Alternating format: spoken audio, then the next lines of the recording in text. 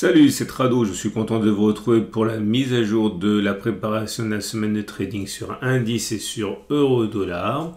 On va commencer par le France 40 équivalent CFD du CAC 40 avec une tendance de long terme qui est haussière puisque les cours sont au-dessus de la M200 qui monte, la tendance de fond est haussière car on est au-dessus de la M50 qui monte, la tendance générale aussi et la tendance immédiate aussi puisqu'on est également au-dessus de la M20 et de la M7 qui monte.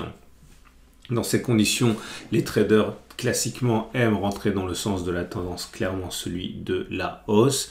Dans ces conditions également, il faut envisager que si on devait consolider et revenir sur le support des 69,10, 69,00, il y aurait sans doute beaucoup de traders qui seraient intéressés par le passage d'une position haussière.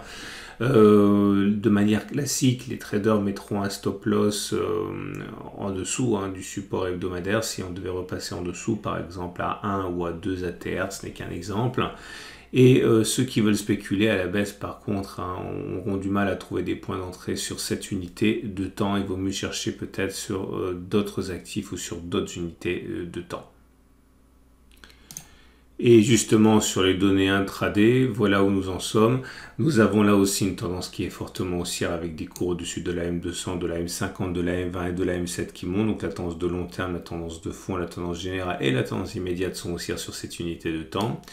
Ceux qui veulent donc se mettre dans le sens de la tendance vont acheter sans doute en cas de cassure et de clôture au-dessus de la résistance H4 des 67, 64, 67, 85. Là aussi, on peut envisager que beaucoup mettront un stop à 1 ou 2 ATR. Je vous donne un exemple pour ceux qui ne sont pas familiers. Imaginons que nous ayons une cassure de cette zone. Eh bien, 2 ATR, ça signifie qu'on prend l'ATR ici, il est à 22,5. Donc prendre un stop à 2 ATR, ça voudrait dire prendre un stop à le cours d'entrée moins 2 fois 22,5. Ça veut dire ça. Autre solution pour les acheteurs, eh bien attendre un retour sur le support H4 des 68,05, 67,50. Et là aussi, beaucoup de traders mettront un stop en cas de passage en dessous de la zone bleue si on devait continuer de descendre. Là aussi, le stop loss peut se mettre à 1 ou 2 ou même 3 ATR. Donc là, le cours d'entrée duquel on déduit la valeur 22,5 si on était à ce moment-là à 22,5 en dessous. Alors, ceux qui veulent spéculer à la baisse, là aussi, c'est compliqué puisque normalement, il faudrait prendre appui pour vendre à la baisse sur une résistance tracée sur une unité de temps supérieure, mais on n'a rien justement sur une unité de temps supérieure puisque nous sommes dans une situation de tendance haussière et on n'a pas de résistance. La seule résistance est une résistance H4 à 67,64. Donc, les plus nerveux peuvent envisager éventuellement de spéculer à la baisse sur les niveaux actuels.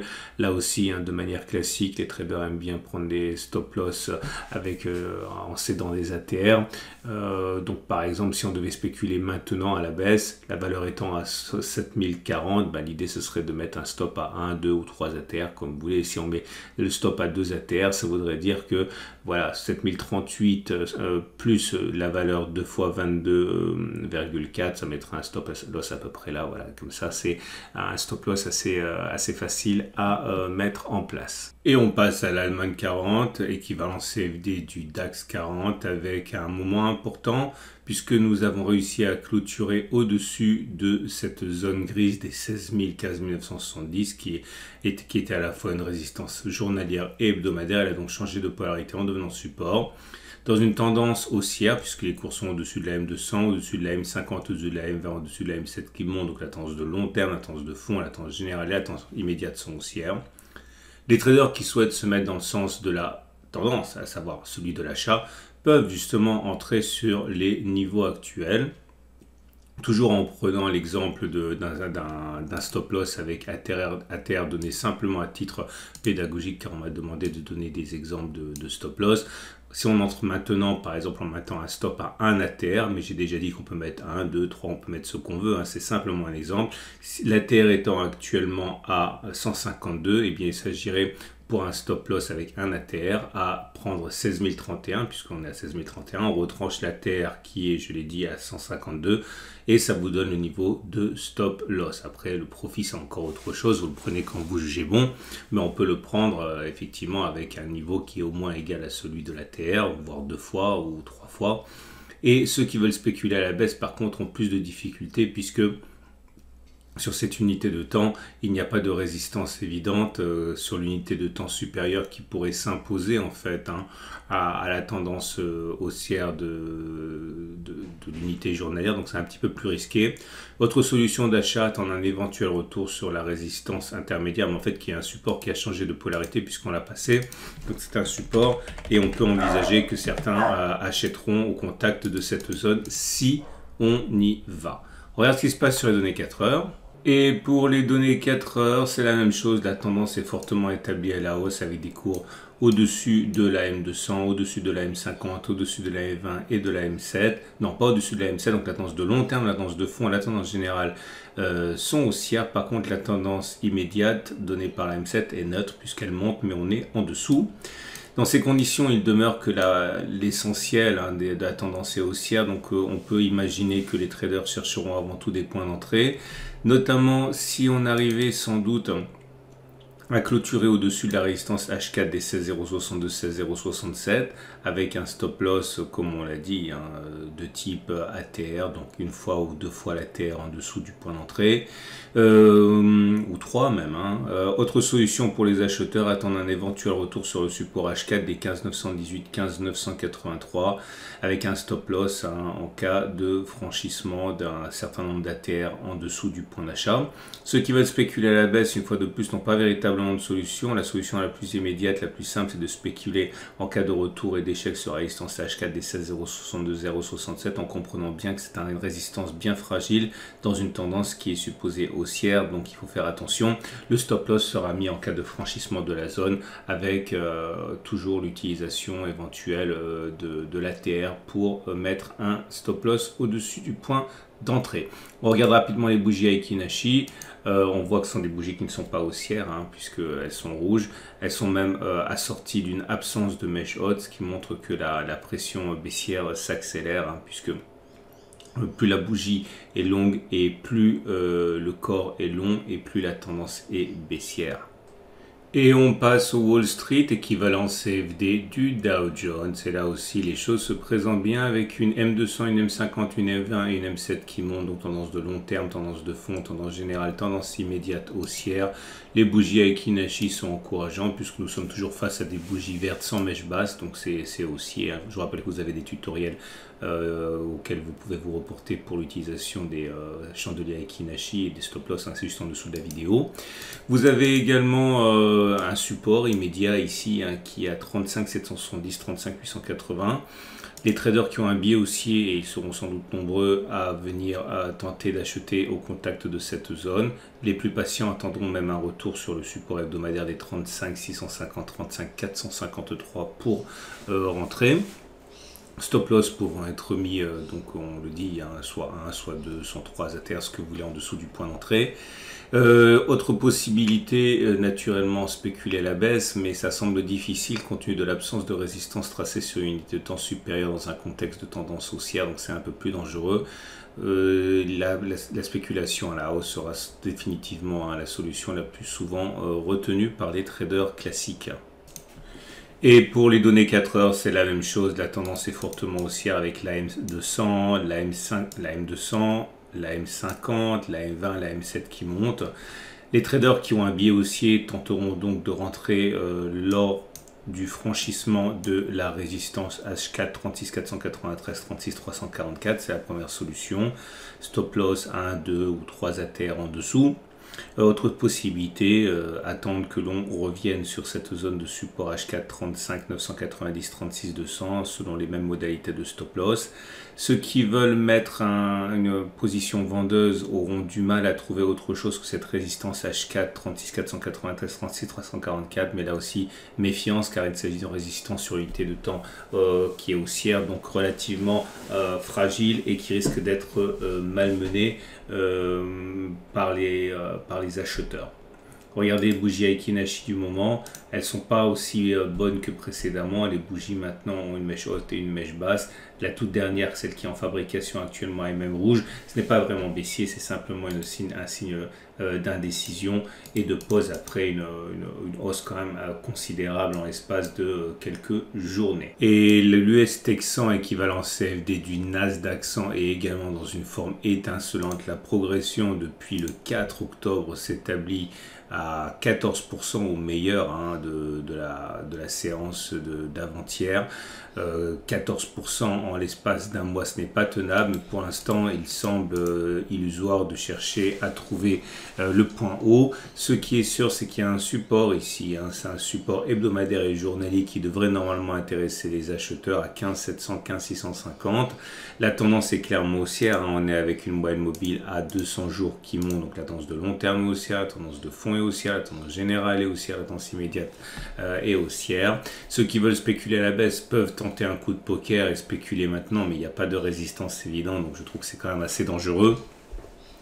Beaucoup de traders chercheront avant tout à spéculer à la hausse. D'ailleurs, si on prend les retracements de Fibonacci, on voit que le support des 15 700, 15 650 correspond à un élément de Fibonacci, les 38,2%, ce qui le rend d'autant plus intéressant pour ceux qui ont un biais haussier.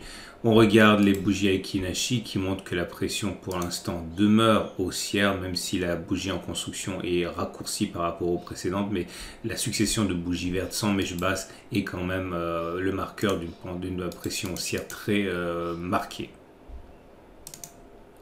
Pour les données 4 heures, c'est la même chose. La tendance de long terme est haussière, la tendance de fond est haussière, la tendance générale est haussière, car on est au-dessus de la M200, de la M50, de la M20 qui monte. Par contre, la tendance immédiate est baissière, avec des cours en dessous de la M7 qui descend.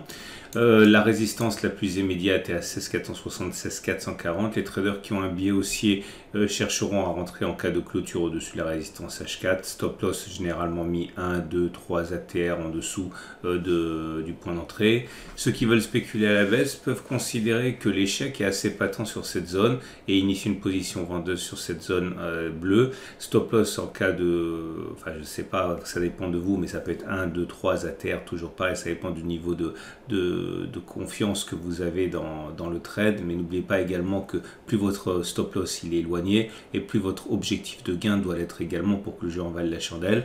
Et ça reste quand même un trade dangereux puisque la tendance est globalement haussière, donc une résistance sur la même unité de temps que la tendance haussière est plus dangereux que si c'était une résistance sur une unité de temps supérieure, mais on peut être sûr que certains tenteront ce trade là. Et on termine avec l'euro-dollar. On est sur un support important, le support hebdomadaire et journalier des 1,1525, 1,1570. La tendance est baissière, on est en dessous de la M200, de la M50, de la M20 et de la M7, mais il demeure que la tendance étant ici contrebalancée par un support tracé sur les temps supérieurs, puisque c'est un support hebdomadaire. Des traders vont sans doute être intéressés par cette zone. Le stop loss pouvant être classiquement mis à 1, 2 ou 3 ATR en dessous de la zone de support. L'autre solution pour les acheteurs serait d'attendre une cassure, une clôture au-dessus de la résistance journalière des 1,1682, 1,1692, toujours avec un stop loss 1, 2 ou 3 ATR en dessous de cette zone de résistance journalière. La possibilité de spéculer à la baisse est également ouverte. Alors là, par contre, il faudrait sans doute attendre que l'on casse les plus bas à 1,15-121 ou alors que l'on revienne sur la résistance journalière des 1,1682, 1,1692. Le stop loss sera bien sûr mis 1 ou 2 ou 3 aux ATR au-dessus du point d'entrée pour limiter le scénario catastrophe et ses répercussions en cas où la baisse ne serait pas au rendez-vous. La bougie Aiki-Nashi montre de l'hésitation, ce sont des bougies avec mèche haute et mèche basse, donc ça veut dire qu'il n'y a pas beaucoup de conviction dans une tendance baissière, mais à l'approche d'un support très important. Et les données 4 heures sont tout aussi complexes à analyser en ce sens que la tendance est baissière, les cours sont en dessous de la M200, de la M50, de la M20 qui descendent, mais on est sur une zone de support dont il faut vraiment se méfier si on est baissier. Les acheteurs profitent sans doute du fait que nous soyons dans cette zone de support pour justement acheter. Stop loss mis 1, 2 ou 3 ATR en dessous du point d'entrée.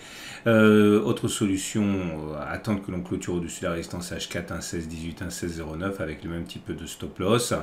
Ceux qui veulent spéculer à la baisse, par contre, attendent sans doute que l'on revienne sur la résistance H4, 1,16,18, 1,16,09 pour rentrer à la baisse stop loss mis au-dessus de la résistance H4. Et autre solution, une clôture en dessous des 1,15,127 pourrait donner matière à certains traders baissiers pour passer à l'action.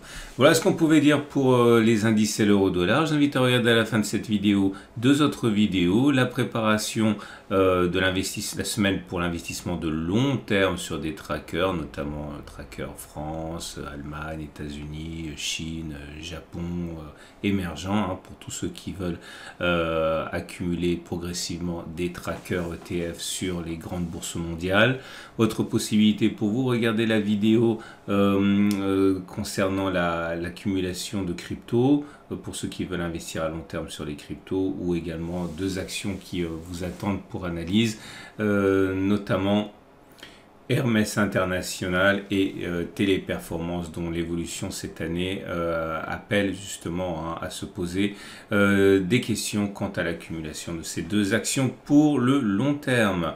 Je vous donne rendez-vous la semaine prochaine pour la mise à jour. N'oubliez pas de vous abonner à la chaîne si vous lui trouvez un certain intérêt. Également, un petit plus pour montrer que ce travail vous a plu serait hautement apprécié. Je vous souhaite une excellente semaine. À la semaine prochaine pour la mise à jour.